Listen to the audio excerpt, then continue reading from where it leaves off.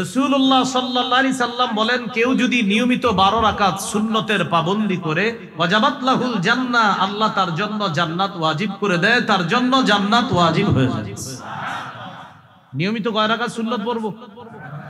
ইদানিং কালে আবার নতুন নতুন অনেকে ইসলাম শিখার পর আপনাদের সাধারণ জনগণরা এসে বলে, ভাই সুন্নত না পড়লে কি গুনাহ হবে? এটা আপনাদেরকে বুঝাবে। এই জাতীয় কথা যারা বলবে, আপনার সাথে পাল্টা প্রশ্ন করবেন, ভাই গুনাহ হবে না সওয়াব হবে, এটার আগে আপনার কাছে আমি জানতে চাই, আপনি বলেন আপনার জন্য জান্নাত ওয়াজিব হোক, এটা কি আপনি চান নাকি চান না? এখন বলেন মুসলমান হইলে কি বলবে? জান্নাত ওয়াজিব হোক এটাই চাই, কিন্তু এটা বলবে না কখনো যে জান্নাত ওয়াজিব হোক এটা আমি চাই না। যদি কেউ এসে আপনাকে বলে, ভাই সুন্নত না বললে কি গুনাহ হবে, আপনি এত সুন্নত করেন কেন, আপনি পাল্টা প্রশ্ন করবেন, আপনার জান্নাত ওয়াজিব হোক এটা আপনি চান কিনা? যদি বলেন হ্যাঁ, মুসলমান হিসাবে তো হাই বলবে, আর যদি না বলে তাহলে তো আপনি বলবেন, ভাই আপনি যেহেতু নাই বলছেন আপনার সাথে কথা নাই আমার।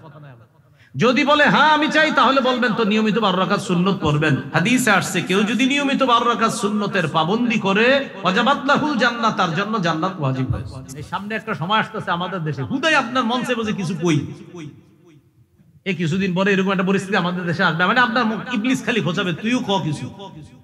তা আপনার যখন এরকম মুখ খালি চলতে চাইবে, মালিক খালি মুখ উল্টা পাল্টা বলতে চাইবে, আপনি তখন বলবেন, ইবলিস তুমি আমার সাথে ঝামেলা করো না, আল্লাহুম্মা বিসমিকা আমুতু ওয়া আহইয়া। আপনি বললে সত্য কথা বলবেন, না পারলে চুপ থাকবেন, আর যদি এটাও না পারেন ইবলিসের বলবেন ঝামেলা করবা না, আল্লাহুম্মা বিসমিকা আমুতু, আর টেনশন নাই, ঘুমায় যাবে। এইজন্য হাদিসে আসছে, মান সামাতা নাজা, চুপ থাকবে সে নাজাত পেয়ে যাবে। আল্লাহ বলেন, ওয়া মা খালাকতুল জিন্না ওয়াল ইনসা ইল্লা লিয়াবুদুন, জিন ইনসানকে সৃষ্টি করেছি আমার ইবাদত করার জন্য। প্রশ্ন আসে, ইবাদত কতদিন করব? সূরাতুল হিজরের 99 নম্বর আয়াতে আল্লাহ বলেন, ওয়া'বুদ রাব্বাকা হাত্তা ইয়াতিয়াকাল ইয়াকিন, মৃত্যু আসা পর্যন্ত তুমি তোমার রবের ইবাদত করো। এখান থেকে আরেকটি কথা বুঝে আসে, প্রত্যেকের মৃত্যু হয়ে যাবে, এই কথা নিশ্চিত এবং চূড়ান্ত। সূরা আনকাবুতের 57 নম্বর আয়াতে আল্লাহ বলেন, কুল্লু নাফসিন যায়িকাতুল মাউত, প্রতিটি নফস মৃত্যুর স্বাদ গ্রহণ করবে। তিনটি গুরুত্বপূর্ণ কথা আমরা ইতিমধ্যে শিখে ফেললাম। আমি আপনি এখানে আমরা যারা আছি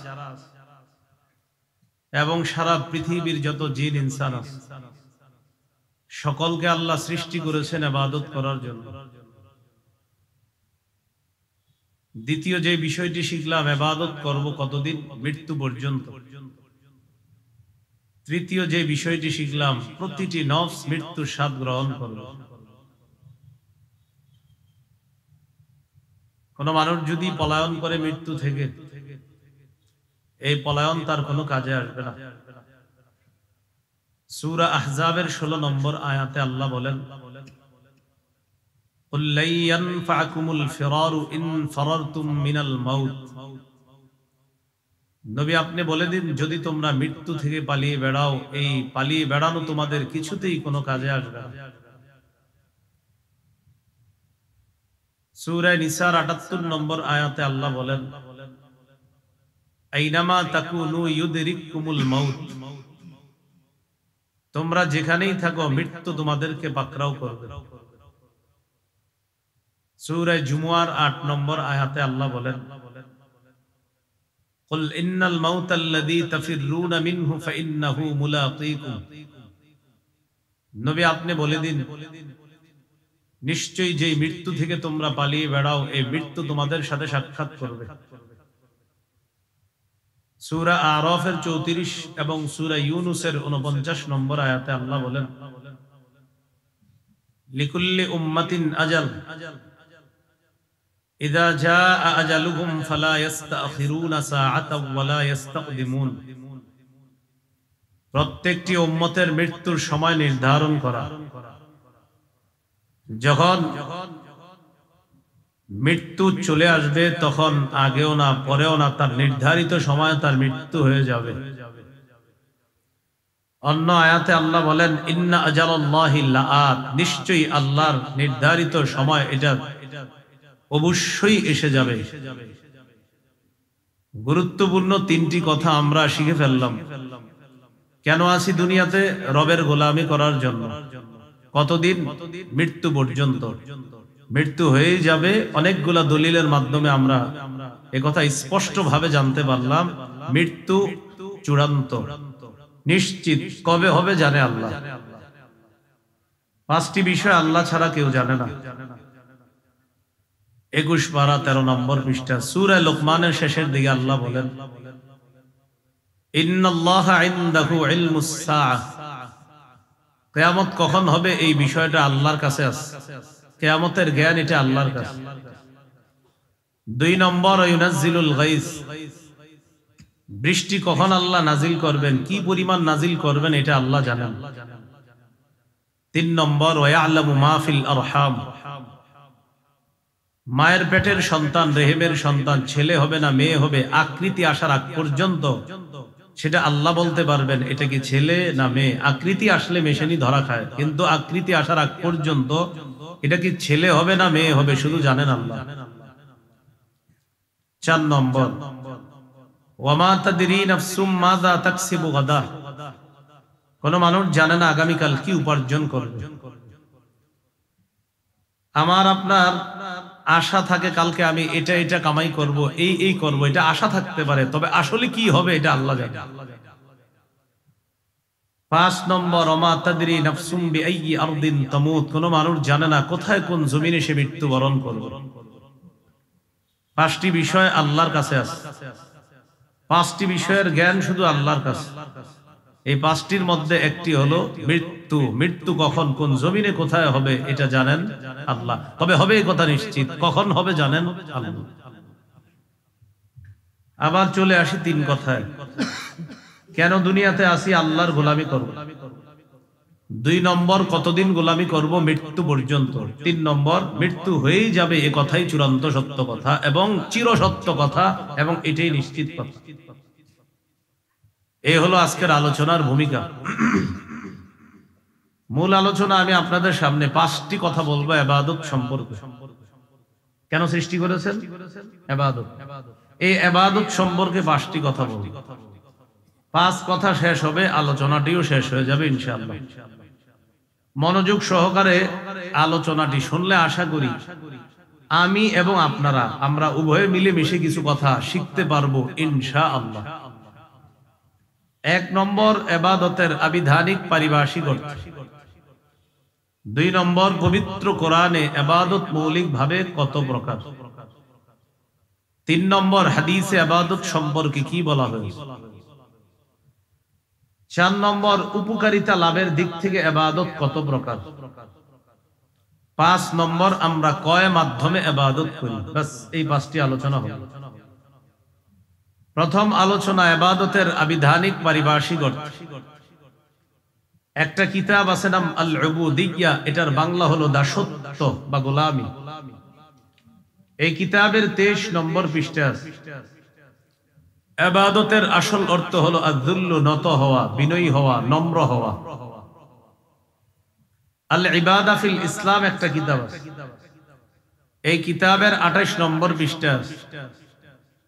কুল্লু খুদুইন লাইসা ফাওকাহু খুদুউন, ইবাদত বলা হয় প্রত্যেক এমন বিনয়কে যেই বিনয়ের পর আর বিনয়ী হওয়া যায় না, এটাকে বলা হয় ইবাদত। এই কিতাবেরই 30 নম্বর পৃষ্ঠা আছে। আল ইবাদাতু হিয়া আত-তাআতু মা গায়াতিল খুদু', চূড়ান্ত বিনয়ের সাথে আল্লাহর আনুগত্য করাকে ইবাদত বলে। যেমন একটু আগে এসে দেখেছি আপনারা এশার সালাত জামাতে আদায় করেছেন।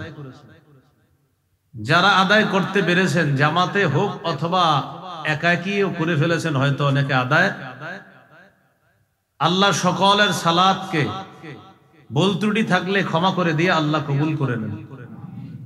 যারা আদায় করতে পারেনি, মাইকের আওয়াজ যদ্দূর যাচ্ছে এই আওয়াজের মধ্যে আমার কথা, যে মা বোনরা সহ যারা শুনছেন, যদি এশার সালাত পড়ে না থাকেন পড়ে নেন, আল্লাহ যেন সকলকে পড়ার তৌফিক দান করেন। এশার নামাজ আজকে যারা পড়েছেন অথবা একটু পরে পড়বেন বলে আশাবাদী। এই এশার নামাজের মধ্যে যতগুলো মুসল্লি ছিলেন, এদের মধ্যে যার বিনয়ী হওয়াটা, যার আনুগত্য প্রকাশ করাটা সবচাইতে বিনয়ের সাথে হয়েছে, আল্লাহর কাছে আজকের এশায় যে সবচেয়ে বেশি ছোট হিসাবে নিজেকে আল্লাহর কাছে উপস্থাপন করেছে, তার ইবাদতটা আল্লাহ তত বেশি কবুল করেছে। এটা হলো ইবাদতের আবিদানি করতে, চূড়ান্ত বিনয়ের সাথে আল্লাহর আনুগত্য করা। আজকে থেকে যত নামাজ পড়ব, যত ইবাদত করব, প্রতিটি ইবাদতে যেন আমি সবচেয়ে বেশি আল্লাহর কাছে ছোট হতে পারি, নত হতে পারি, আল্লাহ তৌফিক দান করেন। ইবাদতের পারিভাষিক অর্থ আল উবুদিয়্যাহ কিতাবের 23 নম্বর পৃষ্ঠা আছে।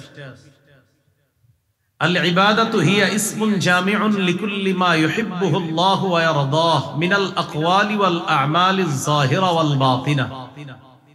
সহজে অনুবাদ করি আমি, আমার, আপনার, আমাদের প্রকাশ্য কথা, প্রকাশ্য কাজ, গোপন কথা, গোপন কাজ যদি আল্লাহ পছন্দ করেন, এটা ইবাদত। এখন আমি আপনাদের সামনে কথা বলতেছি প্রকাশ, আপনারা যারা কথা শুনতেছেন প্রকাশ। আমার বলা আর আপনাদের শ্রবণ করা, এটা যদি আল্লাহ পছন্দ করেন, তো আমার বলাটা এবং আপনাদের শ্রবণ করা উভয়টাকে আল্লাহ ইবাদতে গণ্য করে নিশ্চিত সওয়াব দিয়ে দিবেন। তাহলে কি শিখলাম? আমাদের গোপনে বলা, গোপনে করা, প্রকাশ্যে বলা, প্রকাশ্যে করা, এটা যদি আল্লাহ পছন্দ করেন, এটাই ইবাদতের মধ্যে আল্লাহ গণ্য করেন। আজকের প্রথম আলোচনা শেষ। 2 নম্বর আলোচনা, পবিত্র কোরআনে ইবাদত মৌলিক ভাবে কত প্রকার? পবিত্র কোরআনে ইবাদত মৌলিক ভাবে 2 প্রকার। 1 নম্বর আল উবুদিয়্যাতুল আম্মাহ, এটার বাংলা হলো সাধারণ দাসত্ব। 2 নম্বর আল উবুদিয়্যাতুল খাসসা, এটার বাংলা হলো বিশেষ দাসত্ব বা বিশেষ গোলামি। পবিত্র কোরআনে গোলামি 2 প্রকার।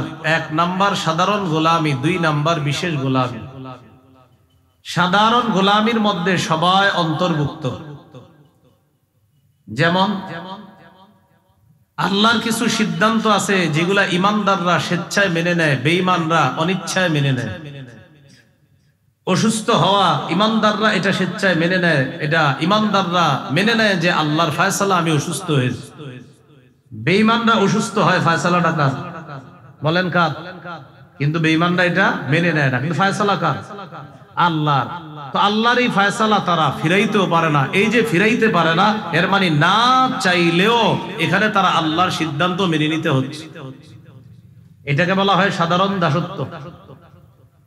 ইমানদাররা চাল খায়, ডাল খায়, বেঈমানরা চাল ডাল খায়নি। বলেন, চাল ডাল কে দেয়? চাল ডালের রিজিকটা আল্লাহ দেয়। এটা হলো আল্লাহর ফয়সালা, ইমানদার স্বেচ্ছায় মানে। বেঈমানরা চাল ডাল আল্লাহর থেকে নেয়, কিন্তু বেঈমানরা এটা স্বীকার করে না। এটাকে বলা হয় সাধারণ দাসত্ব। আল্লাহর কোন ফয়সালা বেঈমানরা স্বীকার করে না যে এটা আল্লাহ, কিন্তু বাধাও দিতে পারে না। এই যে আল্লাহর ফয়সালাটা অনিচ্ছায় হলেও মেনে নিচ্ছে, এটা সাধারণ দাসত্ব বা সাধারণ গোলাম। সূরা মারইয়ামের 93 নম্বর আয়াতে আল্লাহ বলেন, ইন কুল্লু মান ফিস সামাওয়াতি ওয়াল আরদি ইল্লা আতির রহমানি আবদা। আসমান জমিনের যত মানুষ আছে, আসমান জমিনের যারা আছে, সবাই রহমানের কাছে দাস রূপে উপস্থিত হবে। সবাই রহমানের কাছে দাস হয়ে উপস্থিত হবে। 2 নম্বর বিশেষ দাসত্ব বা বিশেষ গোলামি। বিশেষ গোলামির মধ্যে সবাই অন্তর্ভুক্ত না। বিশেষ গোলামির মধ্যে শুধুমাত্র আল্লাহর বিশেষ বান্দা যারা, তারা অন্তর্ভুক্ত, তথা ইমানদাররা। বলেন আলহামদুলিল্লাহ। সূরা ফুরকানের 63 নম্বর আয়াতে আল্লাহ বলেন, ওয়া ইবাদুর রহমানিল্লাযীনা ইয়ামশুনা আলাল আরদি হাওনা। রহমানের বান্দা তারা যারা জমিনে নত হয়ে চলে, বিনয়ী হয়ে চলে। দুনিয়ার মধ্যে সবাই নত হয়ে চলে না, ইমানদার যারা আল্লাহর কাছে আত্মসমর্পণকারী মুসলমান তারা বিনয়ী হয়ে চলে। এই বিনয়ী মানুষগুলাকে আল্লাহ বিশেষ মর্যাদায় আল্লাহর জান্নাত দান করবেন, কারণ তারা বিশেষ। বলেন তারা কি? আল্লাহ আমাকে আপনাকে সকলকে বিশেষ বান্দা হয়ে যেন আল্লাহ তাআলার বিশেষ বান্দা হিসাবে জান্নাতে যেতে পারি, আল্লাহ তৌফিক দান করেন। এই হলো আজকের 2 নম্বর আলোচনা। আজকের 3 নম্বর আলোচনা, পবিত্র হাদিসে ইবাদত সম্পর্কে কি বলা হয়েছে এই ব্যাপারে কয়েকটি দৃষ্টান্ত আমরা জানব। দৃষ্টান্ত নাম্বার 1, আবু দাউদের 1479 নম্বর হাদিস। রাসূলুল্লাহ সাল্লাল্লাহু আলাইহি ওয়াসাল্লাম বলেন, আদ-দুআউ হুয়াল ইবাদা, দোয়া করাটা এটাও একটা ইবাদত। দোয়া করাটাই ইবাদত। জুতা কিনতে গেলেন, আল্লাহকে বললেন আল্লাহ আমি জুতা কিনবো, আমার জুতাটা যেন ভালো হয়, এটা আল্লাহকে বললেন। এই যে বললেন আল্লাহকে, এটাই ইবাদত হয়ে গেছে, সওয়াব পেয়ে গেছে।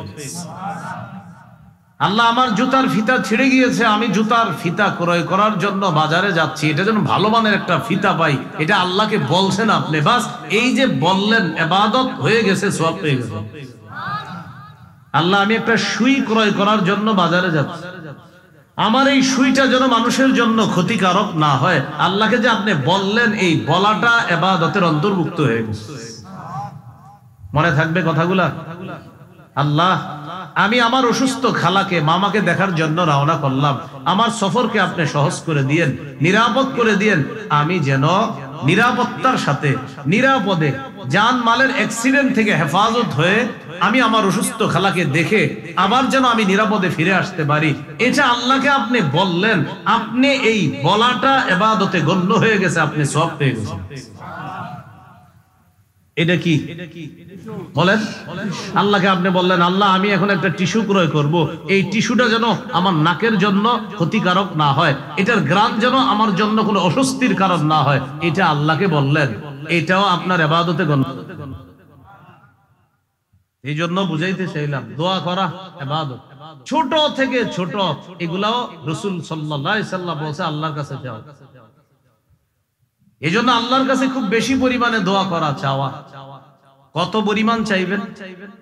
আমার পাশে যিনি বসা আলেমে দিন, তিনি যদি আমাকে 3-4 বার ডাক দেয়, 5 বারের বার আমি রাগ হয়ে বলবো কি হইছে আপনি বলেন, এতবার ডাকেন কেন? রাগ হয়ে যাবে। একবারে বলবো বলেন, আবার বলবে বলবো বলেন, আবার বলবে বলবো বলেন, আবার বললে একটু রাগ হয়ে বলবো হ্যাঁ বলেন, আবার বললে আরে কি হইছে বলেন। মানুষকে বারবার ডাকলে মানুষ রাগ করে, আল্লাহকে না ডাকলে আল্লাহ রাগ করে। মানুষকে বারবার ডাকলে রাগ হয়ে যায়, এত বেটার বেটার করেন বুঝলে ফেলে। আল্লাহকে না ডাকলে আল্লাহ রাগ করে, সুবহানাল্লাহ। এটাই খালেক আর মাখলুকের পার্থক্য। মাখলুককে বারবার ডাকলে মাখলুক মেজাজ খারাপ করে, খালেককে না ডাকলে খালেক রাগ হয়ে যায়। মান লাম ইয়াসআলিল্লাহ ইয়াগদাব আলাইহি, রাসূলুল্লাহ সাল্লাল্লাহু আলাইহি সাল্লাম বলেন আল্লাহর কাছে না চাইলে আল্লাহ রাগ করে, মানুষের কাছে বারবার চাইলে মানুষ রাগ করে। ভিক্ষুক 1 বার 2 বার 3 4 বার 5 বার চাইলে রাগ করে বলে এই বেটা তোরে কতবার দিব, যা। আমার রবের কাছে না চাইলে রব রাগ করে। এবার আপনারা আমারে বলেন রবকে কতবার ডাকা দরকার? বলেন হিসাব ছাড়া। বলেন কতবার ডাকা দরকার? কারণ আমার রব না ডাকলে রাগ করে। এই জন্য আল্লাহর কাছে খুব বেশি দোয়া করা। এখানে গুরুত্বপূর্ণ একটি কথা আপনাদেরকে বলি। অনেকে আছে আমরা আল্লাহর কাছে দোয়া করি, কিন্তু যেই মুহূর্তে দোয়াটা করি ওই সময় অনুযায়ী অনেক সময় আমার দোয়াটা মঞ্জুর হয় না। আল্লাহর কাছে আপনি দোয়া করে বললেন আল্লাহ আগামী মাসের 1 তারিখে আমার একটা চাকরির ইন্টারভিউ আছে, আমার ইন্টারভিউটা যেন সহজ হয়, আমি যেন চাকরিটা পেয়ে যাই, আল্লাহ আমার চাকরিটা খুব দরকার, এটা আল্লাহকে আপনি বললেন। প্রথম কথা হলো আল্লাহকে যে এই মাসে পুরা প্রতিদিন বলতেছেন, এই যতবার বলতেছেন ততবার ইবাদত হিসাবে এটা অন্তর্ভুক্ত হয়ে যাচ্ছে, আপনার ইবাদতের লিস্টে এই বলাটা যোগ হয়ে যাচ্ছে, আবার সওয়াবও পেয়ে যাচ্ছে। এটা প্রথম কথা। দ্বিতীয় কথা, আগামী মাসের 1 তারিখে ইন্টারভিউ দিবেন, চাকরি হয় না, ইন্টারভিউ ভালো হয় না। এখন আপনি ইমাম সাহেবরা এসে ধরছেন হুজুর এতবার কইলাম, কইল না। এই জন্য মনে রাখবেন, বলেন আজকে থেকে যত দোয়া করব, সবাই বলেন, দোয়া করার পর চারটি কথা মাথায় রাখবেন। এক, হয়তো আমার রব নগদ দোয়াটি কবুল করবেন। দুই, নগদ কবুল না করে আমার জন্য যখন মঙ্গল তখন কবুল করবে। তিন, আমার এই দোয়াটি কবুল না করে প্রার্থনাকৃত বিষয়টি আল্লাহ না দিয়ে অন্য একটি বিপদ থেকে আমাকে উদ্ধার করবে। চার, উপরোক্ত তিনটি যদি না হয়, আখিরাতে নিশ্চিত এই কবুল না করা দোয়ার প্রতিদান আল্লাহ দিয়ে দিবেন। কয় কথা মাথায় রাখা? চার কথা। জান্নাতে অনেক ব্যক্তির মর্যাদা বাড়বে। ওই ব্যক্তি বলবে, আল্লাহ আমার এত মর্যাদা বাড়তেছে। আল্লাহ তাআলা বলবেন, তোমার অনেকগুলা দোয়া আমার কাছে করেছো, আমি সবগুলা দোয়ায় সাড়া দিছি, যতবার বলেছো সাড়া দিছি, বাকি সবগুলা আমি মঞ্জুর করি নাই। তোমার যেগুলো কল্যাণকর ছিল সেগুলা দুনিয়াতে মঞ্জুর করে দিয়েছি, যেগুলা কল্যাণকর তোমার জন্য দুনিয়াতে আমি মনে করি নাই সেগুলা মঞ্জুর করি নাই। এখন মঞ্জুর যেহেতু করি নাই, আখিরাতে তোমাকে দিয়ে দিলাম, এই কারণে তোমার এত মর্যাদা আমি বাড়ায় দিলাম। কোন বর্ণনায় এসেছে ওই ব্যক্তি তখন বলবে, ইস, দুনিয়াতে যদি আমার আরো কিছু দোয়া কবুল না হইতো তো মর্যাদা আরো বাড়ত। তাহলে আল্লাহর কাছে যে দোয়াটা করব, আমার চাওয়া অনুযায়ী আল্লাহ দিয়ে দিবে। যে আগামী মাসের 1 তারিখে আল্লাহ আমার যেন চাকরিটা হয়, হতে পারে ওই দিনই হয়ে যাবে। 2 নাম্বার কি, ওই দিন হবে না, আমার মঙ্গল অনুযায়ী চাকরিটা হবে, তো ওই দিন চাকরিটা আমার হয় নাই, 2 মাস 3 মাস পরে আমি আরেকটা ইন্টারভিউ দিছি, ওটার বেতন 50, আগের চাকরির বেতন ছিল 30,000, 30,000 ওয়ালা চাকরিটা আল্লাহ আমাকে ব্যবস্থা করে দেয় নাই, 2 মাস পরে 50,000 বেতনের চাকরিটা আল্লাহ ব্যবস্থা করে দিছে। তাহলে বলেন তো রবের ফয়সালা কল্যাণকর কিনা? না, আমার আপনার মনে হয়েছে কি তোর চাকরিটা হইল না, 3 মাস পরে যখন 50-60,000 বেতনের চাকরি হয় তখন কয় আলহামদুলিল্লাহ, আল্লাহ যাক ভালো হয়েছে, আগেরটা হয় না। মা বাবারে গিয়ে কি বলে, আম্মা ভালো হয়েছে, আগের চাকরিটা হয় না। কেন? আম্মা আগেরটা যদি হইতো, ওটার বেতন ছিল 30, এখন যেটা হয়েছে আলহামদুলিল্লাহ 50,000 টাকা, আম্মা ভালো হয়েছে। তখন কি বলে, আল্লাহ যা করে ভালোর জন্য ভালো। ঠিক না? আচ্ছা, তাহলে দোয়া করা এটা ইবাদত। সবাই বলেন, দোয়া করা কি? তো আমি যত দোয়া করব সব ইবাদতে গণ্য হবে, সওয়াব তো নিশ্চিত পেয়ে যাব। হ্যাঁ, মঞ্জুর করবে কিনা আল্লাহ আমার কথাটা, এটার জন্য 4টা অপশন আমরা শিখে ফেললাম। আল্লাহ আমাদেরকে কথাগুলা মনে রাখার তৌফিক দান করুন। তিরমিজির হাদিস 2201 নম্বর হাদিস। এই হাদিসের মধ্যে আসছে রাসূলুল্লাহ সাল্লাল্লাহু আলাইহি সাল্লাম বলেন, আল ইবাদাতু ফিল হারজি কাহিজরাতিন ইলাইয়া। ফিতনার জামানায় আমার কোন উম্মত ইবাদত করা আমি নবীর কাছে হিজরত করার সমতুল্য হয়ে যাবে। আমরা এখন কলহ বিপর্যয় আর ফিতনার জামানায় আছি। এই জামানায় যারা আল্লাহর ইবাদত 1 মিনিট করতে পারতেছেন, শুকরিয়া আদায় করবেন যে আধা মিনিট আল্লাহর ইবাদত করতেছে, তার চাইতে আল্লাহ আপনাকে আধা মিনিট বেশি তৌফিক দান করছেন। যে ব্যক্তি আল্লাহকে 100 বার ডাকার সুযোগ পেয়েছেন, সুযোগ পাওয়ার পর শুকরিয়া আদায় করবেন যে 99 বার রবকে ডেকেছে, আলহামদুলিল্লাহ আল্লাহ ওর চেয়ে একবার আমাকে বেশি স্মরণ করার তৌফিক দান করছে। যে 100 বার 1000 বার আল্লাহকে ডাকার সুযোগ পাবেন, শুকরিয়া আদায় করবেন। 999 বার যে রবকে স্মরণ করতে পারছে, শুকরিয়া আল্লাহ আপনি তার চেয়ে একবার বেশি আমাকে তৌফিক দিয়েছেন। বুঝাইতে চাইলাম, মসজিদে যিনি আইসা আধা ঘন্টা বসে আছেন, আপনি শুকরিয়া আদায় করবেন ওই ব্যক্তির চেয়ে আল্লাহ আপনাকে বেশি তৌফিক দান করেছেন যে 25 মিনিট মসজিদে ছিল, আপনি শুকরিয়া আদায় করবেন আলহামদুলিল্লাহ আজকে আমি আধা ঘন্টা ছিলাম, অন্যজন 25 মিনিট ছিল, রব আপনার শুকরিয়া, আধা ঘন্টা তো আমার কোনো গুনাহ হয় নাই, শুকরিয়া আদায় করবেন। এটা কি বুঝাইলাম? ইবাদতের সুযোগ যত বেশি পাইবেন এই জামানায় আপনি শুকরিয়া আদায় করবেন। কেন? নবী বলছে এটা ফিতনার জামানা, এই জামানায় ইবাদত করাটা আমি নবীর কাছে হিজরত করার সমতুল্য। আবু দাউদের হাদিস, নবীজি বলেন শেষ জামানায়, ফিতনার জামানায় আমার এক উম্মত ইবাদত করলে আল্লাহ তাআলা তাকে 50 জনের সওয়াব দান করবেন। সাহাবীগণ নবীজির সামনে, সাহাবীগণ প্রশ্ন করলেন আজরু খামসিনা, হুজুর আপনি যে বললেন 50 জনের সওয়াব দান করবে, এই 50 জন কারা? এটা কি ওই যুগের 50 জন নাকি আমাদের 50 জন? কথার কথা, এই এলাকার কেউ ইবাদত করলেন, তাকে আল্লাহ 50 জনের নেকি দান করলেন। এখন এই 50 জন কি আপনার এই এলাকার নাকি নবীর সামনে যারা ছিল তাদের? নবীজি বললেন, শোনো, আজরু খামসিনা মিনকুম, তোমরা 50 জন ইবাদত করলে যেই সওয়াব পাইতা, তোমাদের 50 জনের নেকি ফিতনার জামানায় আমার এক উম্মতকে আল্লাহ দান করলেন। এইজন্য এই জামানায় ইবাদত এক তো করতে পারা, রবের শুকরিয়া বেশি আদায় করবেন, আর বলবেন আল্লাহ আজকের চেয়ে কালকে যেন একটু আপনারে বেশি স্মরণ করতে পারি, আপনি তৌফিক দিয়েন। পরের দিন আল্লাহকে বলবেন, আল্লাহ আপনার শুকরিয়া, গত 2 দিন আমারে যে পরিমাণ তৌফিক দিয়েছেন ইবাদত করার, আগামী কালকে যেন আরেকটু বেশি পারি। মাবুদ, আমি ফিতনার জামানায় আছি, এই জামানায় ইবাদত করা আপনার নবীর কাছে হিজরত করার মতো, এই জামানায় ইবাদত করা 50 জনের নেকির সমপরিমাণ। আল্লাহ এই সুযোগগুলো যেন আমি গ্রহণ করতে পারি, আপনি আমাকে বেশি থেকে বেশি তৌফিক দান করুন। সবকিছুর কৃতিত্ব কাকে দেওয়া?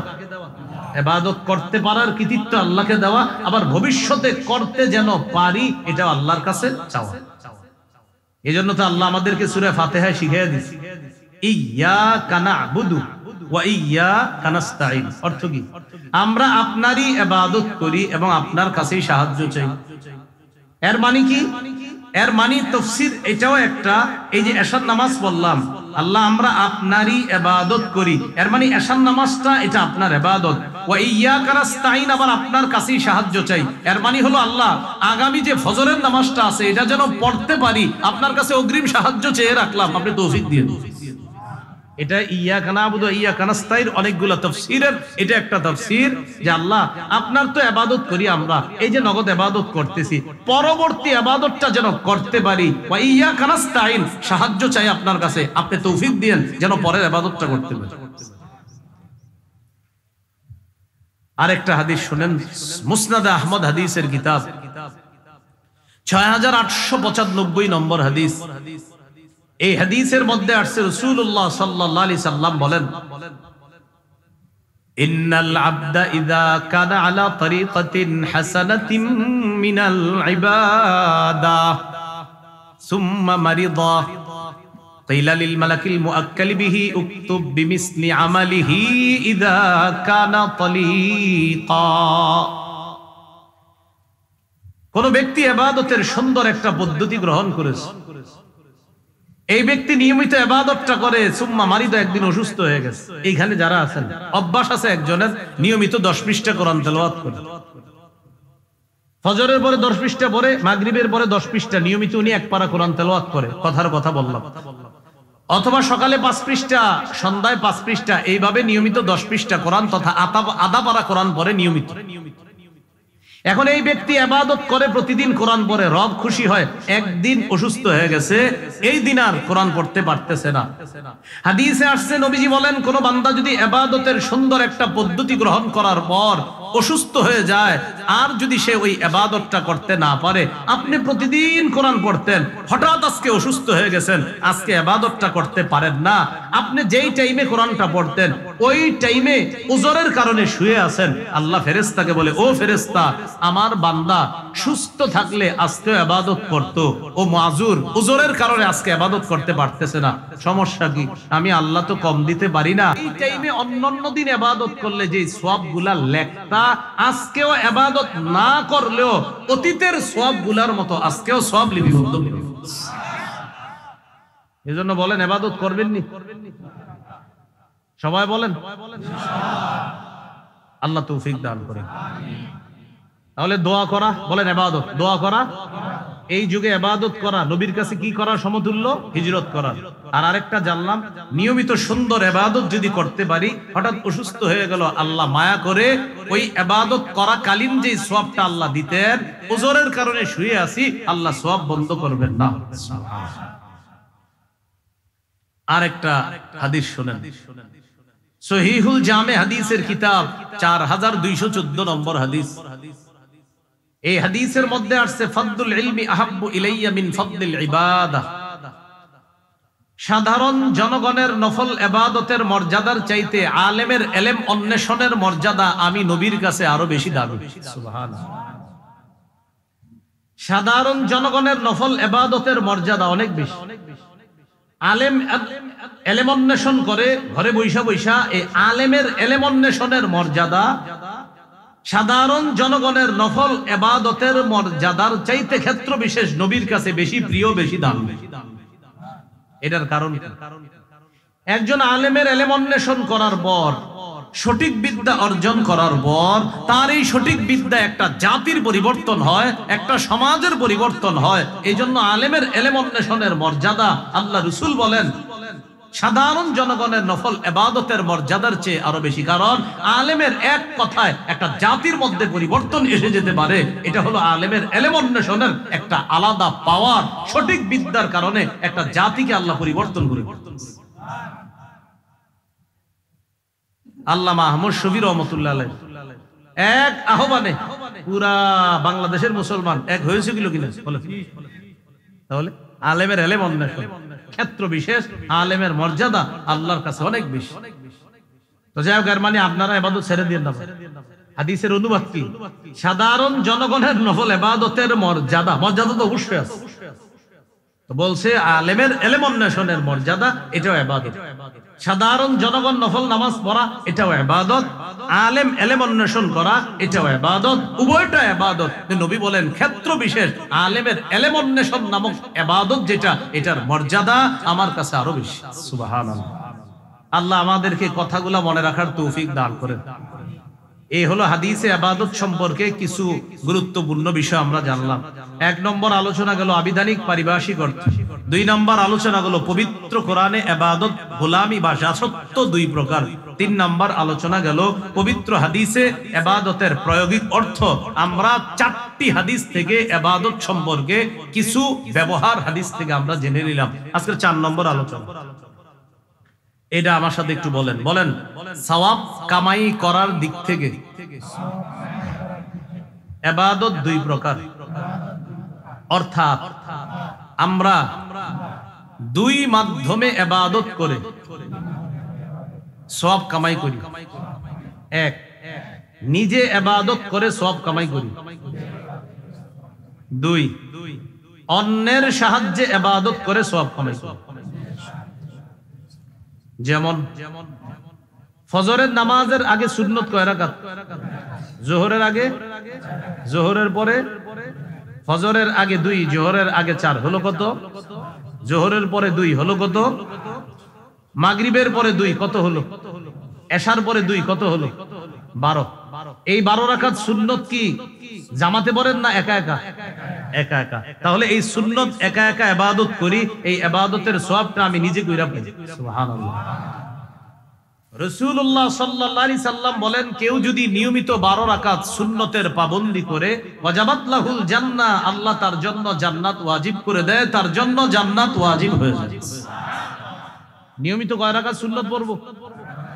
ইদানিং কালে আবার নতুন নতুন অনেকে ইসলাম শিখার পর আপনাদের সাধারণ জনগণরা এসে বলে, ভাই সুন্নত না পড়লে কি গুনাহ হবে? এটা আপনাদেরকে বুঝাবে। এই জাতীয় কথা যারা বলবে, আপনার সাথে পাল্টা প্রশ্ন করবেন, ভাই গুনাহ হবে না সওয়াব হবে? এটার আগে আপনার কাছে আমি জানতে চাই, আপনি বলেন আপনার জন্য জান্নাত ওয়াজিব হোক, এটা কি আপনি চান নাকি চান না? এখন বলেন মুসলমান হইলে কি বলবে? জান্নাত ওয়াজিব হোক এটাই চাই। কিন্তু এটা বলবে না কখনো যে জান্নাত ওয়াজিব হোক এটা আমি চাই না। যদি কেউ এসে আপনাকে বলে, ভাই সুন্নত না বললে কি গুনাহ হবে, আপনি এত সুন্নত করেন কেন, আপনি পাল্টা প্রশ্ন করবেন, আপনার জান্নাত ওয়াজিব হোক এটা আপনি চান কিনা? যদি বলেন হ্যাঁ, মুসলমান হিসাবে তো হাই বলবে। আর যদি না বলে, তাহলে তো আপনি বলবেন, ভাই আপনি যেহেতু নাই বলছেন, আপনার সাথে কথা নাই। যদি বলে হ্যাঁ আমি চাই, তাহলে বলবেন তো নিয়মিত 12 রাকাত সুন্নত পড়বেন। হাদিসে আসছে, কেউ যদি নিয়মিত 12 রাকাত সুন্নতের পাবন্দি করে, ওয়াজাবাত লাহুল জান্নাহ, তার জন্য জান্নাত ওয়াজিব। তাহলে বলেন সুন্নত সম্পর্কে প্রশ্ন না আমল? বলেন না, সুন্নত সম্পর্কে প্রশ্ন হবে না আমল হবে? আমল হবে। মানে অর্থাৎ আপনি যাতে বলেন না আপনি সুন্নত পড়েন না, কিছু হবে না, মানে এরকম একটা অবস্থা। আল্লাহ আমাদেরকে হেফাজত করেন। যারা নিয়মিত সুন্নত ছেড়ে দেয়, সুন্নত ছাড়তে ছাড়তে এক পর্যায়ে ওরা ফরজও ছেড়ে দিবে। এজন্য সুন্নত গুলাও গুরুত্ব দিব, ফরজ গুলার তো গুরুত্ব দিতেই হবে, কোনো সন্দেহ নেই। সফরে থাকলে ভিন্ন মাসালা, কিন্তু আপনি যখন কোনো কাজ কর্ম নাই, সফরে নাই, তখন আপনি এই মাসালা, এই প্রশ্ন কেন জিজ্ঞাসা করেন? ভাই সুন্নত কি পড়তেই হবে? আমি জানতে চাই আপনি সুন্নতটা না পড়া করবেনটা কি, সেটা বলেন। আপনি এত কি কাজ আছে যে আপনি সুন্নত পড়বেন না? এটা আইসা জিজ্ঞাসা কখন ইমাম সাহেবরে, আপনার 1টা বাজার 10 মিনিট আগে, জামাত হলো 1টায়, মানে জামাতের এখনো 40 মিনিট বাকি আছে। ওই টাইমে আইসা কয় হুজুর সুন্নত না বললে কি কিচ্ছু হবে? আরে ভাই 40 মিনিট তো এখনো আছে, আপনি কি করবেন সেটা বলেন। কিছু করবে না, উনি ফিতনা করবে এলাকায়, এটাই উদ্দেশ্য। তাহলে সওয়াব কামাই করার দিক থেকে ইবাদত কয় প্রকার? 1 নাম্বার নিজে ইবাদত করে সওয়াব কামাই করা, যেমন সুন্নত নামাজগুলা পড়া। রাসূলুল্লাহ সাল্লাল্লাহু আলাইহি সাল্লাম বলেন, কেউ যদি নিয়মিত 12 রাকাত সুন্নতের যত্ন নেয়, ওয়াজাবাত লাহুল জান্নাত, তার জন্য জান্নাত ওয়াজিব হয়ে যায়। 2 নাম্বার অন্যের সাহায্যে ইবাদত করে সওয়াব কামাই করা, যেমন জামাতের সাথে নামাজ পড়া। জামাতের সাথে নামাজ একা পড়া যায় না, কমপক্ষে দুইজন লাগে। এই জন্য জামাতের সাথে নামাজ পড়া, এটা হলো অন্যের সাহায্যে ইবাদত। রাসূলুল্লাহ সাল্লাল্লাহু আলাইহি সাল্লাম বলেন, একাকী নামাজ পড়ার চাইতে জামাতে নামাজ পড়লে 27 গুণ বেশি সওয়াব আল্লাহ দান করেন। তাহলে একটা হলো নিজে ইবাদত করে সওয়াব কামাই করা, আরেকটা অন্যের সাহায্যে। নিজে ইবাদত করে সওয়াব কামাই করার আরেকটা দৃষ্টান্ত আমরা সবাই পড়ি, আলহামদুলিল্লাহ। এই যে আপনারা নিজে নিজে পড়েন আলহামদুলিল্লাহি রাব্বিল আলামিন, যতটা অক্ষর আছে প্রতিটা অক্ষরে আপনি সওয়াব পেয়ে যাবেন। তিরমিজির 2910 নম্বর হাদিস, রাসূলুল্লাহ সাল্লাল্লাহু আলাইহি সাল্লাম বলেন, মান ক্বারাআ হারফাম মিন কিতাবিল্লাহ ফালাহু বিহি হাসানা ওয়াল হাসানাতু বিআশরি আমসালিহা। কেউ যদি কোরআনের একটি অক্ষর পড়ে, তার আমলনামায় 10টি নেকি লিপিবদ্ধ হবে। এজন্য কোরআন পড়বেন। মসজিদে বৈশা রয়েছেন সুন্নত পইরা, এখনো 10 মিনিট বাকি আছে জামাতের কাজ, সময়গুলা কাজে লাগান। আলাপ করেন না, গল্প করেন না, সুবহানাল্লাহ পড়েন। হুজুর অনেকক্ষণ পড়ছি, আলহামদুলিল্লাহ পড়েন, লা ইলাহা ইল্লাল্লাহ পড়েন, আল্লাহু আকবার পড়েন। হুজুর সব পড়ছি, এরপরে সময় রয়ে গেছে, সামনে মসজিদের সামনে কোরআন আছে, আমপারা আছে, ওইটা নেন, আমপারার সূরাগুলা বৈশা বৈশা পড়েন, যেগুলা পারেন আবার পড়েন, যতবার পারেন পড়েন। কুল হুয়াল্লাহ 3 বার পড়েন, একবার পড়েন 10 পারা কোরআনের সওয়াব, আরেকবার পড়েন কোরআনের 2/3 সওয়াব, আরেকবার পড়েন আবার কোরআনের আপনার পুরা 30 পারা কোরআনের সওয়াব। তো আপনি এইভাবে সূরা ইখলাস পড়তে থাকেন, 10 বার সূরা ইখলাস পড়েন, জান্নাতে একটা ঘর নির্মাণ হবে। তো আপনার 10 মিনিট বাকি আছে, গল্প গুজব না কইরা জান্নাতে ঘর বানাইতে থাকেন। কি করবেন? দুনিয়াতে না পারলেও জান্নাত বানাইতে থাকেন। কুল আল্লাহু আহাদ কয়বার? 10 বার। 10 বার পড়বেন, জান্নাতে একটা ঘর। 10 বার পড়বেন, জান্নাতে একটা ঘর। সুবহানাল্লাহ। এজন্য মাঝে মাঝে 10 তলা 20 তলার দিকে যখন দুনিয়াতে তাকাইবেন, তাকানোর পর মনের মধ্যে যখন আফসোস আসবে, 10 তলা বিল্ডিংটা যদি আমার হইতো, সাথে সাথে 10 বার সূরা ইখলাস পড়বেন, পয়রা 10 তলার দিকে তাকায় বলবেন, তুমি 10 তলা তো কি হইছে, আমিও জান্নাতে একটা বানাইছি। তোমারটা ক্ষণস্থায়ী, আমারটা চিরস্থায়ী। সুবহানাল্লাহ। কি মনে থাকবে ইনশাআল্লাহ? জান্নাতের যেটা, এটা কি চিরস্থায়ী, আর দুনিয়াটা তো যখন দেখবেন বড় বড় বাড়ির দিকে তাকায় মনে আফসোস আসে, তখন কি করবেন? আর আউযুবিল্লাহ বিসমিল্লাহ পয়রা কুল হুয়াল্লাহ 10 বার পয়রা তখন মনে মনে বলবেন, এটা ক্ষণস্থায়ী, আমি যেটা নির্মাণ করেছি ইনশাআল্লাহ, আমি যদি আল্লাহর কাছে সেটা পেয়ে যাই, সেটা হবে চিরস্থায়ী। সুবহানাল্লাহ। সময়গুলো কাজে লাগাবো তো ইনশাআল্লাহ। তাহলে নিজে ইবাদত করে সওয়াব কামাই করা, আর একটা অন্যের সাহায্যে ইবাদত করে সওয়াব কামাই করা। অন্যের সাহায্যে ইবাদত করে সওয়াব কামাই, যেমন আরেকটা দৃষ্টান্ত সহিহ বুখারীর বর্ণনা, 5353 নম্বর হাদিস, রাসূলুল্লাহ সাল্লাল্লাহু আলাইহি সাল্লাম বলেন, আস-সাঈ আলাল আরমিলাতি ওয়াল মিসকিন কাল মুজাহিদি ফি সাবিলিল্লাহ আওয়াস সাইমিন নাহার আল কাইমিল লাইল আল কানিতি বিআয়াতিল্লাহ। কোন ব্যক্তি অসহায় মানুষের সহযোগিতায় এগিয়ে যাওয়া, বিধবা নারীর সহযোগিতায় এগিয়ে যাওয়া, আল্লাহর রাস্তায় মুজাহিদ জিহাদ করলে যে সওয়াব, কোন ব্যক্তি সারাদিন নফল রোজা রাখলে যে সওয়াব, সারা রাত তাহাজ্জুদ পড়লে যে সওয়াব, অসহায় আর বিধবাদের সহযোগিতায় এগিয়ে গেলে এই সবগুলার সওয়াব আল্লাহ এই এক ব্যক্তিকেই দান করেন। এটা অন্যের সাহায্যে সওয়াব। আল্লাহ আমাদের সকলকে ইবাদত করে যে সওয়াব কামাই করার সিস্টেমটা, একটা হলো নিজে ইবাদত করে প্রচুর সওয়াব কামাই করব, আর একটা হলো অন্যের সাহায্যে ইবাদত করে যে সওয়াবগুলা, সেগুলো আমরা কামাই করার চেষ্টা করব। আল্লাহ তাআলা তৌফিক দান করেন। আজকের সর্বশেষ আলোচনা, পঞ্চম আলোচনা, এটা আমার সাথে একটু বলেন যেন মনে থাকে। বলেন, মাধ্যম হিসাবে ইবাদত 5 প্রকার, অর্থাৎ আমরা 5 মাধ্যমে ইবাদত করি। 1 কলব দিয়ে, 2 মুখ দিয়ে, 3 শরীর দিয়ে, 4 অর্থ সম্পদ দিয়ে, 5 শরীর এবং অর্থ দিয়ে। কয় মাধ্যমে ইবাদত করি? আমি আরেকবার বলি, এবার আপনারা বলবেন না, খালি শুনবেন, পরের বার আপনারা বলবেন। আমি বলছি, আমরা 5 মাধ্যমে ইবাদত করি।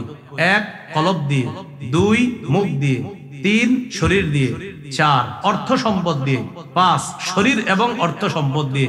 এবার আপনারা বলেন, কয় মাধ্যমে ইবাদত করি? 1 নম্বর, 2 নম্বর, 3 নম্বর, 4 নম্বর, মাশাআল্লাহ, 5 নম্বর। 1 নম্বর, এটাকে বলে আত্মিক ইবাদত। বলেন, কি বলে? মানে আত্মার সাথে সম্পর্ক। 2 নম্বর কি দিয়ে? এটাকে বলে মৌখিক ইবাদত। 3 নম্বর কি দিয়ে? এটাকে বলে শারীরিক ইবাদত। 4 নম্বর কি দিয়ে? এটাকে বলে আর্থিক ইবাদত। 5 নম্বর কি দিয়ে? এটাকে বলে আর্থিক এবং শারীরিক ইবাদত। তাহলে এবার আসি মূল আলোচনায়। কয় মাধ্যমে ইবাদত করি? 1 নম্বর কি দিয়ে? কলব দিয়ে। এটাকে কি বলে? আত্মিক ইবাদত। যেমন বিশুদ্ধ নিয়ত করা, এটা কলবের ইবাদত। এশার নামাজ পড়ার জন্য বের হয়েছেন, মসজিদে এসে এশার নামাজ পড়বেন, ঘর থেকে আজান শোনার পর শুধু নিয়ত করলেন এখনই বের হবো এশার নামাজ পড়ার জন্য। নিয়ত করার সাথে সাথে এই নিয়তটা ইবাদতে গণ্য হয়ে সওয়াব পেয়ে গেছেন। সহিহ বুখারীর 1 নম্বর হাদিস, ইন্নামাল আ'মালু বিন্নিয়াত, আমলের প্রতিদান নিয়তের সাথে। আমলের প্রতিদান নিয়তের সাথে। কিসের সাথে? নিয়তের সাথে। এখানে অনেক ছাত্র আছে, এই মাদ্রাসার ছাত্র যারা আছি, মনে রাখবো, আমরা যারা পড়াশোনা করব মৌলিক 4টি নিয়ত থাকতে হবে আমাদের। বলেন, ইলমে দ্বীন অর্জন করব, কয় নিয়ত থাকবে? 4 নিয়ত। 1 নম্বর নিয়ত আল্লাহকে খুশি করা। 1 নম্বর নিয়ত কাকে খুশি করা? আল্লাহকে খুশি করা। এটা 1 নম্বর নিয়ত থাকবে, আল্লাহকে খুশি করা। না, আল্লাহর খুশি ছাড়া আপনি ইলম অর্জন করতে পারবেন না। নাসাইর হাদিস 3140 নম্বর হাদিস, রাসূলুল্লাহ সাল্লাল্লাহু আলাইহি সাল্লাম বলেন, ইন্নাল্লাহা লা ইয়াকবালু মিনাল আমালি ইল্লা মা কানা লাহু খালিসা ওয়া বাতুগিয়া বিহি ওয়াজহুহু। আল্লাহ ততক্ষণ বান্দার ইবাদত আমল কবুল করেন না যতক্ষণ সেটা ইখলাসের সাথে না হবে এবং আল্লাহকে খুশি করার জন্য না হবে। তাহলে বলেন তো, ইলমে দ্বীন অর্জন করব, মৌলিক কয়টা নিয়ত থাকবে? 1 নাম্বার কাকে খুশি করার নিয়ত? আল্লাহকে। 2 নাম্বার, আমি যে ইলম শিখলাম এই ইলম অনুযায়ী আমি আমল করব, এটা 2 নাম্বার নিয়ত। তিরমিজির হাদিস 2416 নম্বর হাদিস, রাসূলুল্লাহ সাল্লাল্লাহু আলাইহি সাল্লাম বলেন, লা তাজুলু কদামা ইবনি আদম হাত্তা ইউসআলা আন খামস। কিয়ামতের ময়দানে আদম সন্তানের 2 পা নড়বে না 5টি প্রশ্ন করার আগ পর্যন্ত। 1 নম্বর প্রশ্ন জীবন সম্পর্কে, 2 নম্বর যৌবন সম্পর্কে, 3 নম্বর সম্পদ সম্পর্কে, মিন আইনা ইকতাসাবা, সম্পদ কোত্থেকে কামাই করেছে, 4 নম্বর অফিমা আনফাকা, কোথায় ব্যয় করেছে, 3 নম্বরটা কোথা থেকে আয় করেছে, 4 নম্বর কোন খাতে ব্যয় করেছে। গুরুত্বপূর্ণ কথা, অনেক মানুষ কামাই করে হালাল কিন্তু খরচ করে হারাম খাতে। হালাল খাতে আপনার কামাই করে, ভালো খাত থেকেই কামাই করে, কিন্তু খরচ করে হারাম খাতে। হালাল টাকা কামাই করে জুয়া খেলছে। এখন আপনারা বলেন, হালাল কামাই করে এই যে জুয়া খেললো, ব্যয় কি হালাল হলো না হারাম হলো? মাশাআল্লাহ, হালাল উপার্জন।